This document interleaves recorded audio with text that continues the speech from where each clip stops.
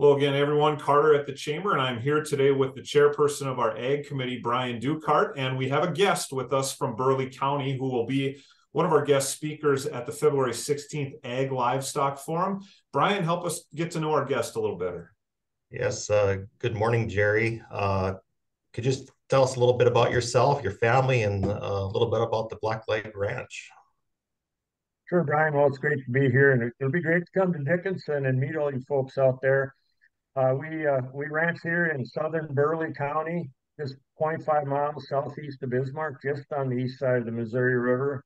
My great grandfather was a Canadian citizen, and in 1880 he actually came down to the United States, and then in 1882 he ended up in what was still then Dakota Territory and homesteaded here and lived in a sod house and I always tell the story, as crazy as the world is and as kind as the weather's been, it can't be as bad as living in a sod house, just trying to stay warm and put food on the table. So we have a lot of pride and heritage. My wife, Renee, and I still operate this ranch with the help of our three sons that went off to college across the country and actually, surprisingly, came back to North Dakota to be a part of agriculture.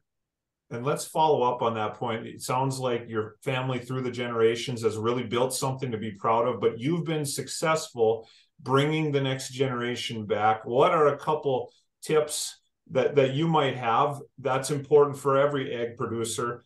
How about for yourself? Well, our ranch is holistically managed, and two of our main holistic goals are bringing profitability back and then improving our quality of life. Two things that I think we generally miss in agriculture. We accept that, well, we'll just keep doing this because we love it, even though we're not profitable. And then maybe that it isn't that much fun because we work ourselves to death. And so my kids have taught me, and that's why we're going to talk some, if you come to hear me speak about stacking enterprises, bringing that profitability back, also using planned rotational grazing, cover crops, some of those things to build soil health, improve our natural resources, including wildlife, and then stack enterprises that help us be successful and bring excitement and fun back to a ranch again for the next generation. Or otherwise, they'll go do something else that's a lot more fun out there, I guess. So we need to do that.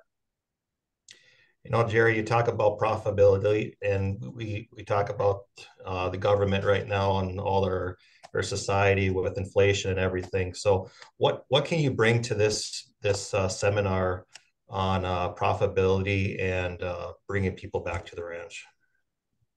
Sure. Well, we're going through trying times. I am an eternal optimist. I still think there's lots of optimism for agriculture.